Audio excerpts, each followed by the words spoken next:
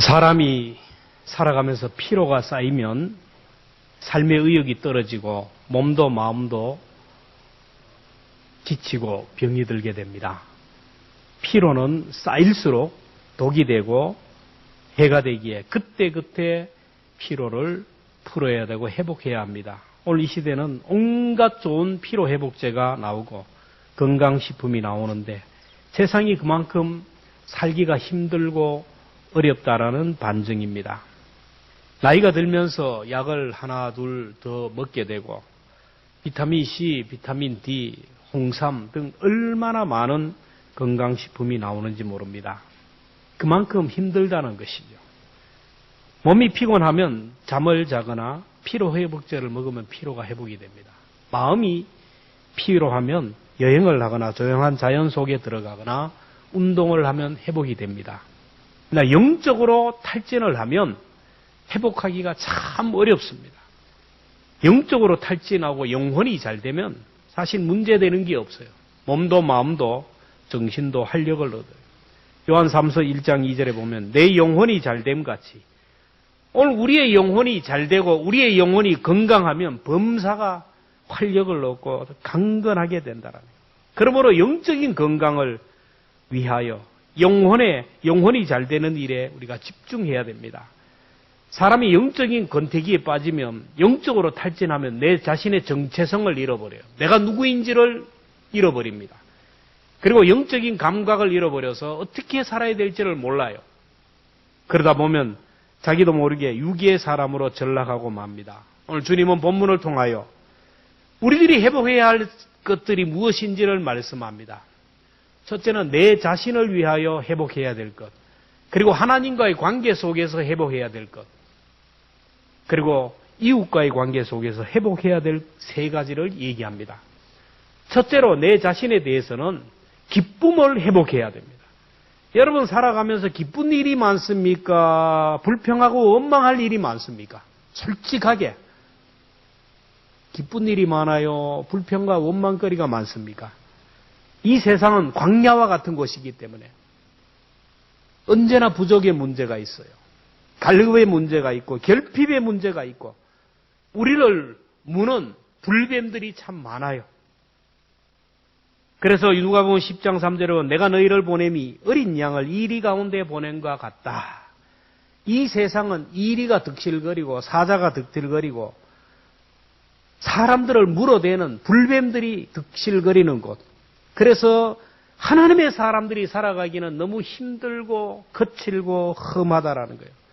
그래서 현대인들은 심장병, 고혈압, 당뇨, 온갖 성인병을 앓고 있고 스트레스로 인하여 각종 질병과 암에 시달리고 있는 것이 사실입니다. 우리나라에서 암 다음으로 무서운 것이 뭐냐 하면은 우울증입니다. 우울증에서 회복되지 않으면 치매로 이어지고 자살로 이어져요. 여러분 우울증이 걸리면 일단 말이 없어져요. 사람은 말을 많이 하고 말을 많이 들어야 되는데 말을 하면 시끄럽다고 막 시끄럽다 이렇게 하는 사람은 이미 우울증에 들어간 사람이에요. 우울증에 걸리면 또 혼자 있기를 좋아합니다. 사람 만나기를 싫어하고 반가운 사람이 없어요. 우울증에 들어간 거예요. 나는 자연인이다 하는데 그 들어가서 조금만 살아보세요. 다 우울증에 걸리고 말아요. 그래서 교회 잘 나오는 사람 주일 낮에도 오후에도 수요일에도 공적 예배에 많이 나오고 만나서 성도들을 만나고 식사도 하고 남녀 선교회 구역에 모여서 활동을 하고 하는 사람은 절대로 우울증에 걸릴 일이 없어요. 교회 와가지고 신약과 구약을 날마다 먹고 찬송하고 기도하는 사람은요 우울증이 걸리지 않고 치매에 걸리지 않아요. 그래서 교회는 우리 몸과 마음과 영혼을 치료하는 병원과 같아요. 교회 오면요 몸도 회복되고 영도 회복되고 우울증도 치료되고 이 모든 것을 치료하는 것이 바로 교회인데 교회는 처방전이 하나예요. 주님은 기쁨이라는 치료제를 기쁨이라는 처방을 해 주었어요. 그러니까 우리가 신약과 구약을 먹다가 보면 먹는다 그러니까 또 헷갈리는 사람이 있는데 신약과 구약을 읽다가 보면 하나님의 말씀을 듣다가 보면 하나님이 나를 얼마나 사랑하는지를 알게 돼요. 하나님이 나를 너무너무 사랑하는 것을 깨닫는 순간 내 속에서 기쁨이 올라와요. 기쁨이 넘치면서 내 속에 있는 여러 가지 마음의 병들, 상처들이 다 치료가 되고 회복이 돼요. 그래서 우리가 순간순간 살아가면서 불평 대신 기쁨을 선택하고 원망 대신 기쁨을 선택해야 돼요.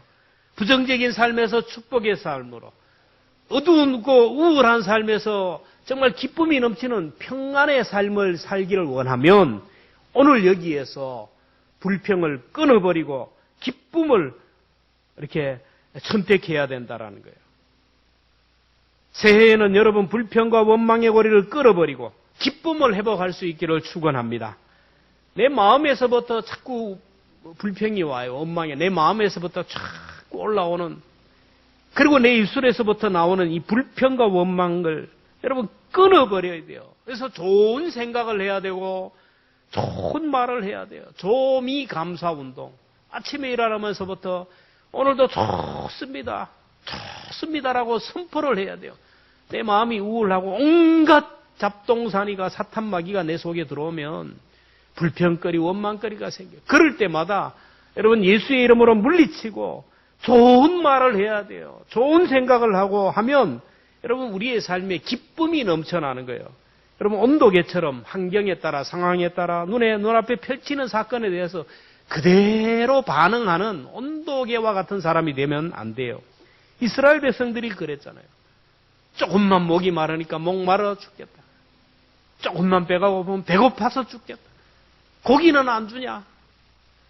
더우면 더워서 죽겠다. 추우면 추워서 죽겠다. 죽겠다. 결국 그들은 불평하다가 가나안 땅에 들어가지 못해요. 오늘 우리는 온도계와 같은 사람이, 온도 조절계와 같은 사람이 돼야 돼요. 내 마음으로 내 입술로 환경을 만들어가라는 거예요. 보면 우울한 사람들, 막 슬픔이 많고 그런 분위기가 이상한 곳에 이 사람이 들어가면 분위기가 확 살아나요. 썰렁한 곳에 이 사람이 들어가면 따뜻한 분위기가 돼요. 따뜻한 분위기에 이 사람이 들어가면 썰렁하게 만드는 사람이 있어요. 오늘 우리는 온도 조절계와 같은 사람이 돼요.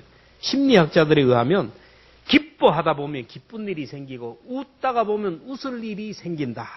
그래서 요즘에 웃음 치료가 대중화가 돼요. 병원에서도 웃음 치료를 하고 있어요. 억지로라도 웃으면, 억지로라도 기뻐하면 기뻐할 일이 생기고 웃을 일이 생긴다라는 거예요. 사도행전 16장에 보면 사도 바울이 전도를 하다가 한 사람을 발견합니다. 귀신이 들려가지고 점을 치는 사람. 귀신이 들어서 점을 치는데 이 귀신에게 사로잡혔어요. 근데 이 여인이 더 불쌍한 것은 귀신에게만 붙들린 게 아니고 악독한 이 주인에게 사로잡혀서 아침부터 저녁까지 판을 깔아놓고 점을 쳐요. 그러면 그 모든 복채는 이 주인이 다 가져가는 거예요. 바울이 이 여인을 보니까 가마뒀다가는 지옥에 떨어질 것 같고 불쌍해요. 그래서 예수의 이름으로 귀신을 쫓아냈어요. 여인이 정상으로 돌아와요. 정상이 되니까 점괘가 안 나오죠. 그러니까 이 뒤에서 이 여인을 통하여 돈벌이를 하던 사람이 화가 나서 이 사도 바울을 고발을 합니다. 성 안에 이상한 교를 전하는 그런 사입이다. 고발을 해서 바울은 감옥에 갇혔어요. 그리고 매를 맞고 고문을 당하고 호초를 당합니다. 바울의 입장에 생각하면 얼마나 화가 나오고 우라통이 터져나오고 불평이 나오겠어요. 얼마든지 불평하고 원망하고 하소연할 수 있어요. 하나님, 내가 어디 도박하다가 잡혀왔습니까? 내가 어디 놀다가 왔습니까? 복음 전하다가 좋은 일 하다가 주님이 하라고 하는 일을 하다가 감옥에 갇혔습니다. 이게 뭡니까? 불평하고 원망이 나올 수 있어요. 근데 바울은 그렇지가 않아요. 4절에 보면 주 안에서 항상 기뻐하라. 내가 다시 말하노니 기뻐하라. 도저히 기뻐할 수 없는 환경, 기뻐할 수 없는 상황인데 그는 기뻐할 수 있었던 것은 주 안에서 주님 때문에 기뻐하라는 거예요. 여러분, 빌립보서는 바울이 감옥 속에서 편지를 쓴 서신이에요. 그래서 온통 기쁨에 대한 글로 가득해요. 그래서 빌립보서를 기쁨의 서신, 희락의 복음이라고 하는 거예요. 바울이 기뻐하라는 것은 야, 나는 감옥에 갇혀서 이렇게 고통당하고 못 먹고 두들겨 맞고 고통스러운데 너희는 자유의 몸으로 살지 않느냐? 그러므로 기뻐하라. 나는 감옥에서 이렇게 매를 맞고 언제 죽을 줄 모르는 이 질병으로 인하여 내가 언제 뭔 병으로 죽을지 모르는데 너희들은 이렇게 자유의 몸, 건강한 몸, 먹고 싶은 거 먹고 자고 싶을 때 자고 얼마나 좋으냐? 주님이 그런 복을 주는데 기뻐하라. 이게 아니에요. 나는 비록 감옥에 있지만 예수님 때문에 기쁘고 너희들도 주님으로 인하여 기뻐하라는 거예요. 오늘 우리들이 기뻐할 수 있는 이유는 주님 때문에 기뻐하고 주님으로 인하여 기뻐하는 거예요. 우리는 이미 구원을 얻었어요. 이미 천국을 따놓은 사람들이에요. 천국 백성이 되고 하나님의 자녀가 되었기에 기뻐할 수밖에 없어요. 요한 웨슬리 목사님이 대서양을 건너 미국으로 가던 중에 갑자기 큰 풍랑을 만났어요. 이제 많은 사람들이 죽음의 공포와 불안 속에서 떨고 있는데, 아우성을 치고 있는데, 웨슬리 목사님이 찬송을 불렀어요. 388장. 거기 보면은 모든 사람이 죽겠다고 막 아우성을 치려요. 이 사람은 이 사람의 신에게, 저 사람은 저 사람에게 막. 근데 웨슬리 목사는 388장을 불러요. 우리 1절 한번 같이 불러볼까요?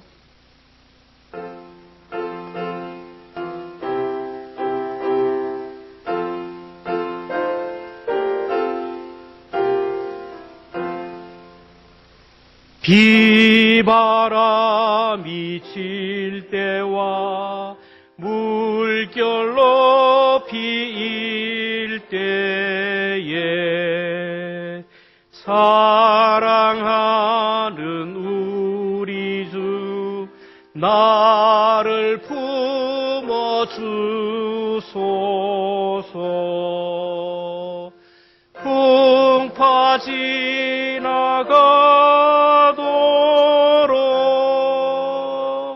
나를 숨겨주시고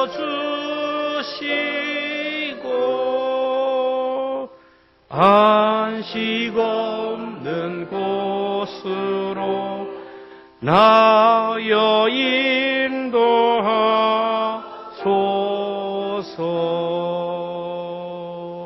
여러분, 이렇게 찬양하니까 막 선장이 화가 났어요. 다들 죽겠다 그런데 너는 하나님을 믿는, 목사님은 하나님을 믿는 분인데 하나님 앞에 기도해야지. 특히 그렇게 앉아 찬송만 하느냐.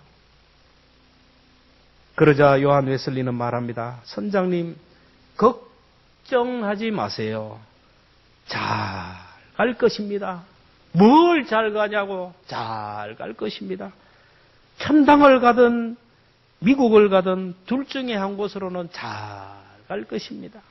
풍랑으로 인하여 배가 파손되고 배가 가라앉으면 우리는 아버지가 계신 천국으로 가게 될 것이고, 만약에 이 풍랑을 이기고 편안하게 가면 이 배는 미국에 가게 될 것입니다. 여러분, 이것이 믿는 자들이 가지는 기쁨과 평안인 줄로 믿습니다. 내 몸이 아파요. 힘들다 그래요. 소망이 없다 합니다. 그러나 웨슬리 목사처럼 잘 갈 것입니다. 내가 죽으면 천국에 가고 살아있으면 또 이 땅에서 천국 상급을 쌓는 일을 하니까 그래요. 누가복음 10장 20절에 귀신들이 너희에게 항복하는 것으로 기뻐하지 말고 너희 이름이 하늘에 기록된 것으로 기뻐하라. 오늘 우리의 이름이 하늘나라 생명책에 기록된 것만으로 충분히 기뻐할 수 있어요. 우리는 천국 티켓을 받았어요. 이미 우리는 당장 죽어도 천국 갈 수 있는데 남은 생애가 좀 복잡하고 좀 힘들고 어렵고 무슨 상관이 있습니까? 죽어도, 오늘 죽어도 아픔도 고통도 눈물도 없는 천국에 갈 수 있으니 기쁘고, 하나님이 살려주시면 천국에서 얻을 상급을 더 준비할 수 있으니 기쁘지 않습니까? 근데 우리가 정말로 슬퍼하고 정말로 땅을 치고 통곡해야 될 것이 뭐냐 하면은 구원의 기쁨과 감격이 없는 거예요. 예배를 드려도 아무런 감동이 없어요. 십자가를 바라봐도 아무런 감동이 없어요. 하나님이 구원해 주신 구원의 감격이 없어요. 스펄전 목사님이 어느 날 교회에서 막 울고 있어요. 울쩍 울고 있으니까 여집사님 보고, 목사님 왜 울고 계세요? 가정에 뭔 일이 있습니까? 자녀들에게 문제가 있습니까? 아니면 교회에서 누가 목사님 힘들게 합니까? 목사님이 얘기합니다. 내가 저 십자가를 바라보는데 어느 순간 아무런 감동이 없더래요. 십자가를 바라보고 예배를 드리는데도 가슴이 뛰지도 않고 감격도 없고 무덤덤하게. 여러분, 신앙생활의 최대 위기는 뭐냐면은 구원의 기쁨과 감격을 잃어버리는 거예요. 다윗은 기도합니다. 시편 51편 11절 같이 읽습니다. 시작. 나를 주 앞에서 쫓아내지 마시며 주의 성령을 내게서 거두지 마소서. 주의 구원의 즐거움을 내게 회복시키고 자원하는 심령을 주사 나를 붙드소서. 할렐루야. 여러분, 우리가 살아가면서 올 한 해 불평, 원망 지수를 자꾸 낮추고 기쁨의 지수, 그걸 회복해요. 이 기쁨의 지수를 회복하면 내가 통장에 얼마가 있어야 되는데, 내가 건강이 좀 더 나아져야 되는데, 이 환경은 우리를 그렇게 해주지 않아요.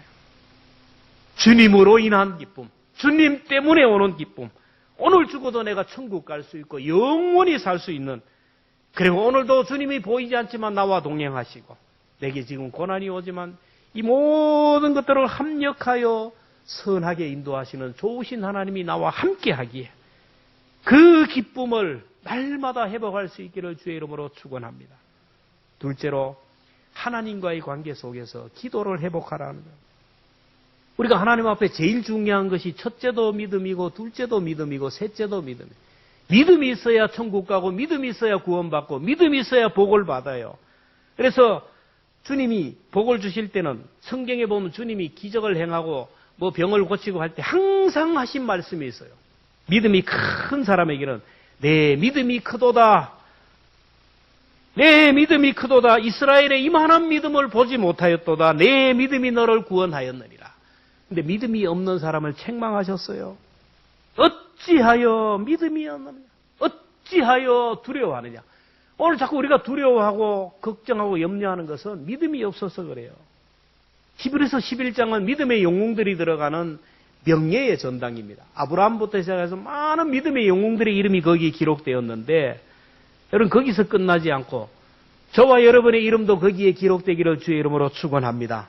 성경에는 없지만 하늘나라 하나님이 갖고 계신 책에는 그 이름들이 계속 기록되어요. 믿음의 영웅들을 기록하면서 아주 중요한 말씀을 합니다. 믿음이 없이는 복을 받지 못한다. 히브리서 11장 6절 함께 봅니다. 시작. 믿음이 없이는 하나님을 기쁘시게 하지 못한다. 하나님께 나아가는 자는 반드시 그가 계신 것과 또한 그가 자기를 찾는 자들에게 상 주시니심을 믿어야 할지니라. 믿음이란 뭐냐? 하나님은 살아계시는 분이에요. 살아계시는 분. 죽은 하나님이 아니라 살아계신 하나님. 오늘도 나의 곁에서 나와 함께 하시는 하나님. 내가 하는 일에 하나님께서 상급을 주시는 하나님이라는 것을 믿는 것이 믿음이에요. 이렇게 중요한 믿음인데 이 믿음을 좀먹는 치명적인 바이러스가 있는데 그게 바로 염려와 걱정이에요. 아무리 믿음이 좋은 사람도 그 속에 염려 바이러스가, 걱정 바이러스가 들어가면 순식간에 믿음을 잃어버려요. 그래서 주님은 건강한 믿음, 온전한 믿음을 위해서 기도로 예방하라고 가르쳤어요. 기도는 염려의 바이러스를 사라지게 하고 걱정의 바이러스를 박멸시키는 치료약이에요. 우리가 기도를 통하여 믿음을 지킬 수 있고 기도를 통하여 우리의 신앙을 회복하고 기도를 통하여 우리의 믿음을 세울 수 있어요. 그래서 주님은 말씀합니다. 6절, 7절 함께 봅니다. 시작.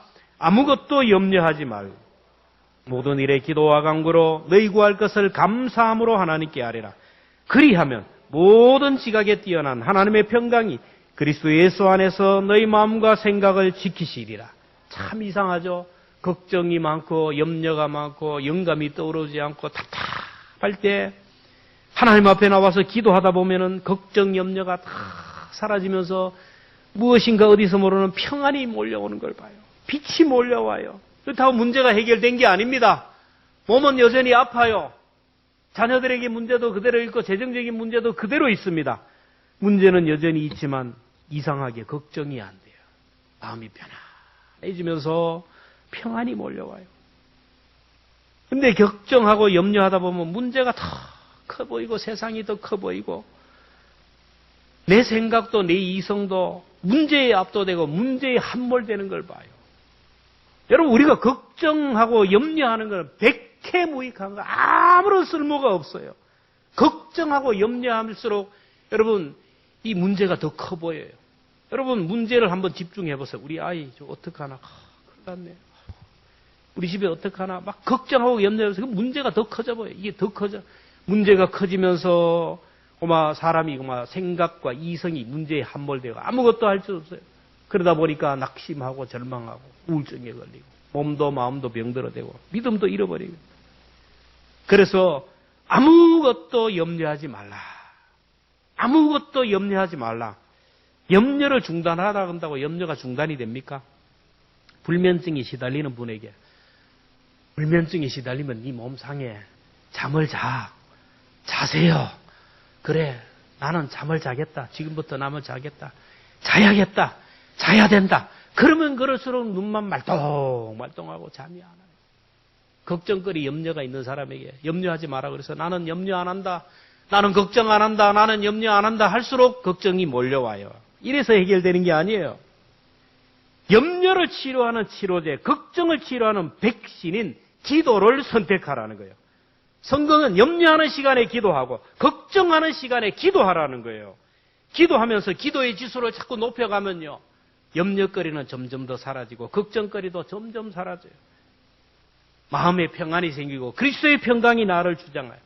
그래서 이 원리를 깨달은 사람들이 부른 찬송이 내 기도하는 그 시간 그때가 가장 즐겁다.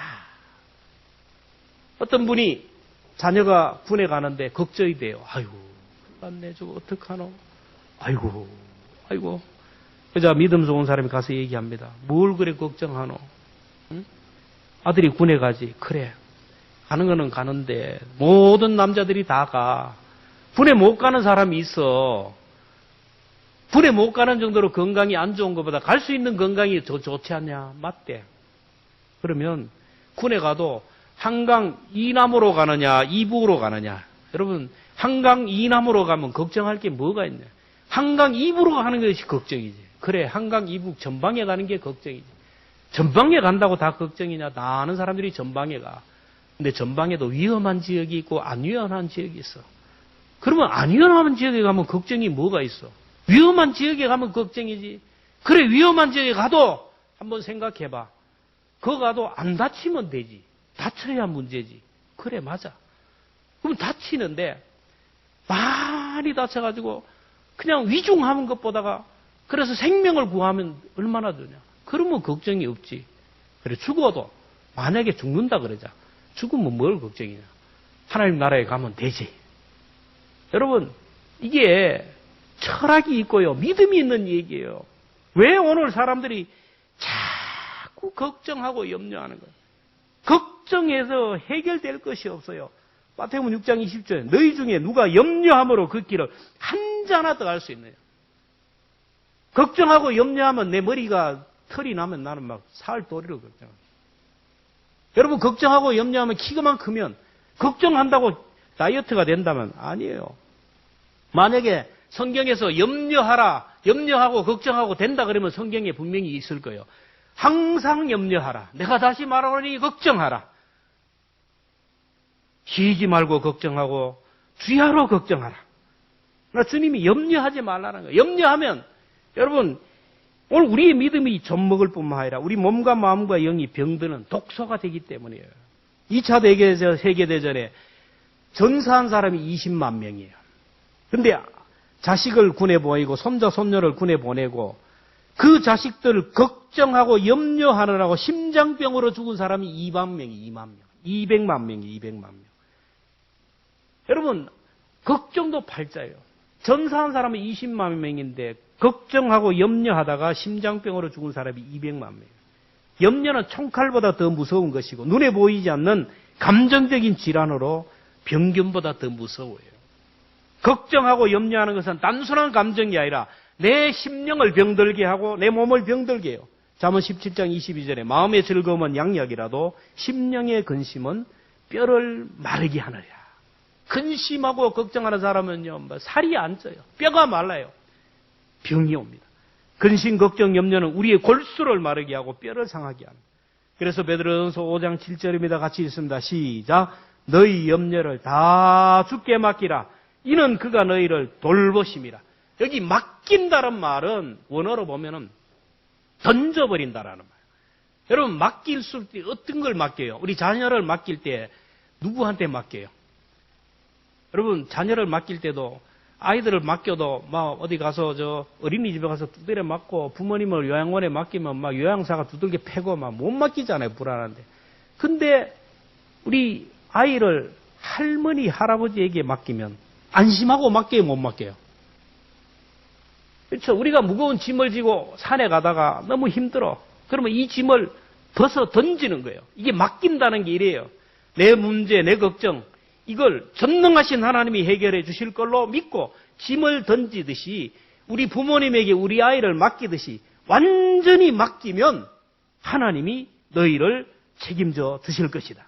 마태복음 11장 28절 수고하고 무거운 짐진 자들아 다 내게 오라 내가 너희를 쉬게 하리라.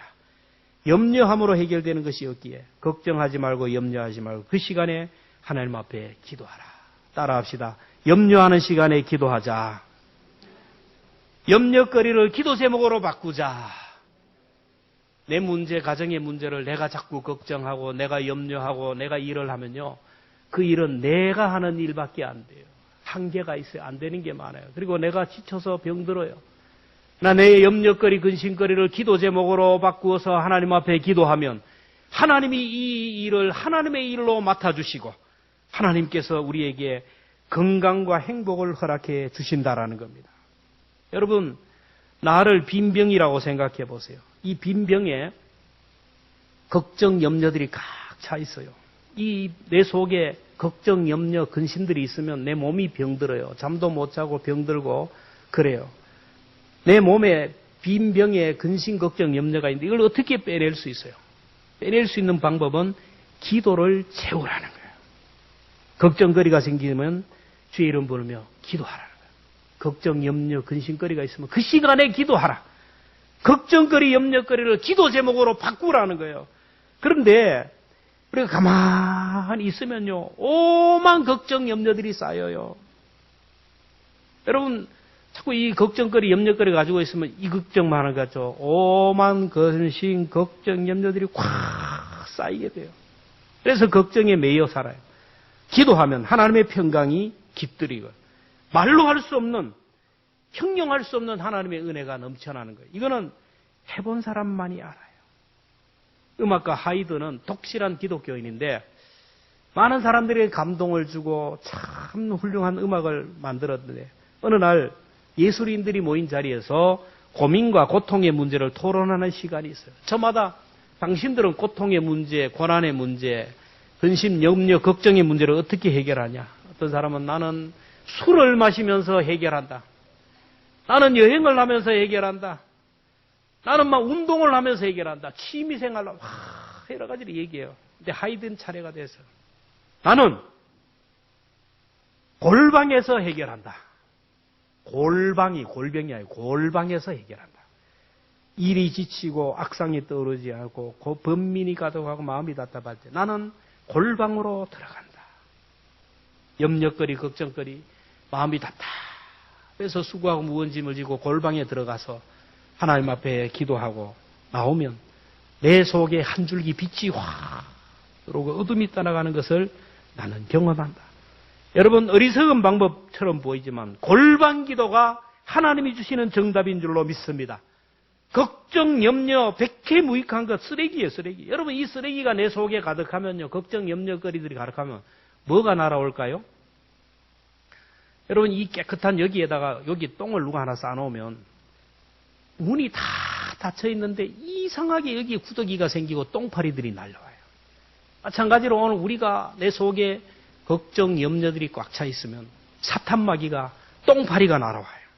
그러면 온갖 잡된 생각들이 와가지고 결국은 나를 망가지게 하고 내가 가는 곳마다 다 망가지게 해요. 그래서 우리 속에 있는 쓰레기를 날마다 비워야 돼요. 여러분, 집에 쓰레기를 꽉꽉 채워놓고 여기를 채우고 저기 채우고 놔두면 냄새가 나잖아요. 걱정, 염려거리를 쏟아버려요. 수고하고 무거운 짐자 다 내게 오라 내가 너희를 쉬게. 주일날 와서 참회 기도하면서 하나님 앞에 다 쏟아놓고 그냥 가면 되는데 갈 때 다시 그거 다시 주워 담아가지고 또 1년, 일주일 동안 묵상하면 아이고 우리 애기 어떻게 하나. 또 주님 앞에 와서 또 놔뒀다가 갈 때는 또 가지고 가. 평생 이것을 자꾸 묵상하고 또 묵상하고 네가 옛날에 뭘 어떻게 했는데 이거 쓰레기예요, 쓰레기. 다 버려요.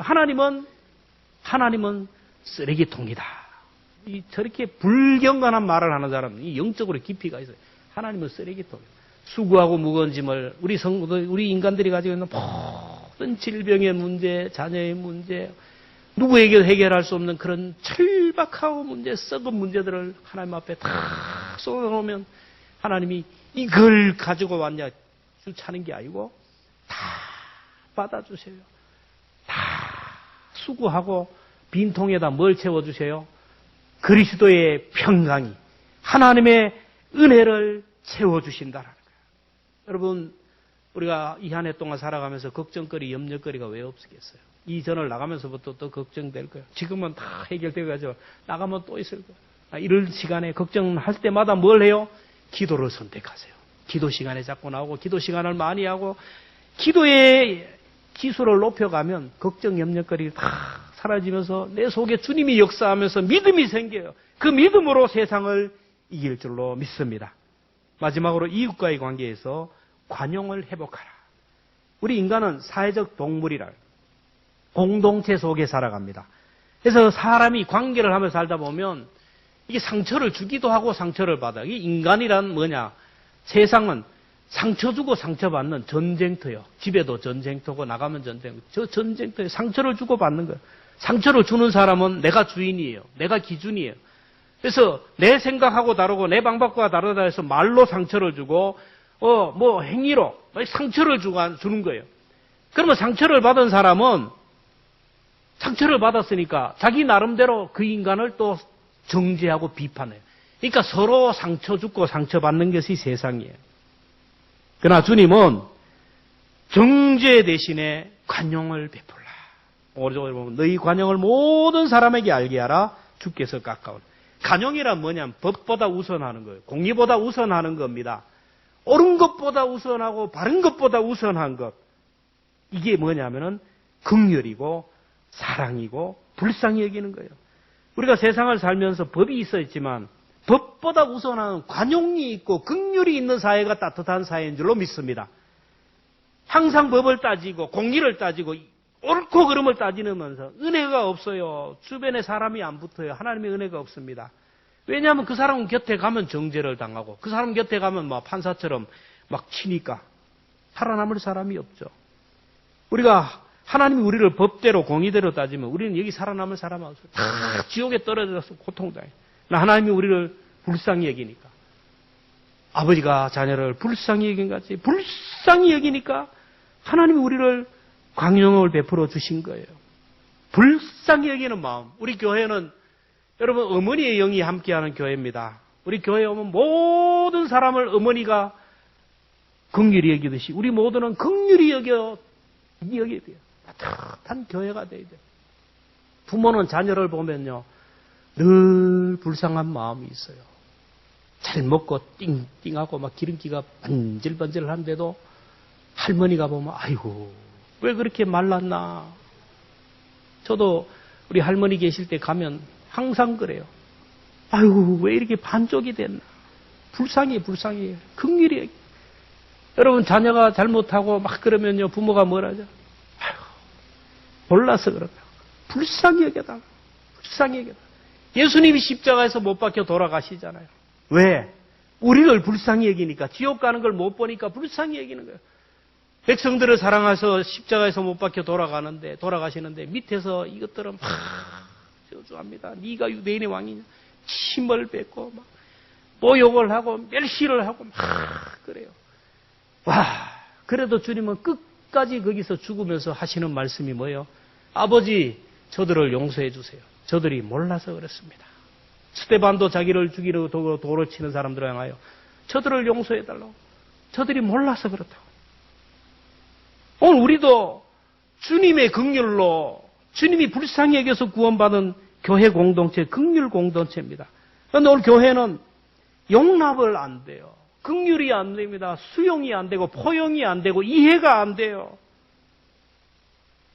세상은 수준이 비슷한 사람끼리 모이고 급이 비슷한 사람끼리 모여요. 교회는 급이 없잖아요. 형제자매, 한 하나님의 형제자매. 모든 사람을 다 포용하고 다 사랑하는 거예요. 세상은요, 배운 사람끼리, 가진 사람끼리. 그래서 클럽이라는 게 있어요. 회원권이 있어요. 아무나 못 떠올리도록 몇 천만 원짜리 회원권 있는 사람끼리 배드민턴을 쳐도 회원들만 회원제로 해가지고 회원들끼리 파크 골프도 마찬가지죠. 이거 치는데도 회원권이 있어야 돼요. 자기들끼리. 아무나 안 되는 거예요. 교회는 그렇지가 않아요. 모든 사람들을 다 품고 용납할 수 있는 사람이 되어야 돼요. 근데 꼭 교회 안에서 주님의 긍휼로 용서받았는데도 꼭 합니다. 두고 보자. 두고 보자. 언젠가는 내가 두고 보자. 세상 사람들은 술을 먹고 술 기운으로 다 푸는데 성령 충만 받으면 괜찮은데 성령 충만은 못 받고 그냥 맹성하니까 풀지를 않아요. 인사도 안 합니다. 외면합니다. 주님은 말씀합니다. 야고보서 2장 13절 같이 봅니다. 시작. 긍휼을 행하지 아니하는 자에게는 긍휼 없는 심판이 있으리라. 긍휼은 심판을 이기고 자랑하느라. 사람을 사랑하고 용서하고 긍휼을 베푸는 사람은 하나님이 긍휼히 여기시고 하나님이 긍휼히 여김을 받기 때문에 심판을 받지 않고 심판을 넘어 은혜의 달의 자리에 간다라는 거예요. 여러분, 하나님이 우리의 죄를 우리를 불쌍히 여기기 때문에 마지막에 여러분 심판을 받지 아니하고 사망에서 생명으로 옮겨요. 마찬가지로 그 사랑을 받은 오늘 우리가 법보다는 사랑을, 공의보다는 관용을 이해하고 베풀고 포용하는 사람은요, 사람이 따르고 물질이 따르고 하나님이 은혜를, 마지막이 되면 하나님이 그 사람을 인도해요. 바울처럼 법을 따지는 사람이 없어요. 법학을 전공하고 율법을 전공하는, 따지기를 좋아하고 정죄하기를 좋아하고 아주 논리적인 사람입니다. 그가 하나님의 사랑을 받고 예수님의 그 긍휼과 불쌍히 여기는 사랑을 받고 나서는 관용의 사람으로 바뀌어요. 그러니까 바울 옆에는 늘 관용의 사람들이 옆에서 도와주고 바울의 앞길을 하나님이 열어주었어요. 바울이 귀신 들린 여인을 고쳐주었어요. 좋은 일 하다 감옥에 갇혔어요. 얼마나 매를 맞고 얼마나 고통스러운데, 여러분, 고발한 사람이 얼마나 믿겠어요? 관원들이 얼마나 믿겠어요? 조사도 제대로 하지 않고 조서도 제대로 안 꾸기고 무조건 체포해가지고 감옥에 가도, 귀신에게 노임받은 사람은 그저 가족들과 함께 기뻐하면서 뭐 변호사를 사든지 하든지 바울을 구명운동을 해야 되는데 가만히 있어요. 빌립보 교회 교인들도 기도만 하고 앉았어요. 변호사를 사든지 유명 인사를 불러서 구명해야 되는데, 바울은 얼마든지 정죄할 수 있었는데 관용했어요.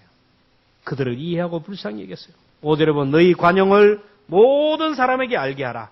주께서 가까우시니라. 디도서 3장 2절 보면 아무도 비방하지 말며 다투지 말며 관용하며 범사의 온유함을 모든 사람에게 나타나게 하라. 올 한 해 새해가 더 복된 날이 되고 더 행복한 날이 되고 정말 하나님께서 주시는 부흥의 그날을 경험하기를 원하면 오늘 이 순간부터 불평과 원망의 지수를 낮추고 기쁨의 지수를 높여가기를 축원합니다. 그리고 염려하고 걱정하는 시간에 골방에 들어가 기도함으로 기도를 통하여 이런 걱정, 염려 다 떨쳐버리고 하나님이 우리의 삶을 책임지시도록 문제를 내어드리기를 바랍니다. 그리고 새해 우리 만나는 사람들이 많은데 그 많은 사람들 용서받지 못할 사람이 어디 있어요? 내가 죽을 죄인이 용서받았는데 그 사랑으로 관용을 베푸고 불쌍히 여기고, 그래서 미운 사람이 없고 섭섭한 사람이 없고 미운 사람이 없고 섭섭한 사람이 없고 서먹서먹한 사람이 없어야 돼요. 그래서 올 한 해 하나님께서 주시는 이 놀라운 은혜가 저와 여러분에게 넘쳐나기를 주님의 이름으로 축원합니다.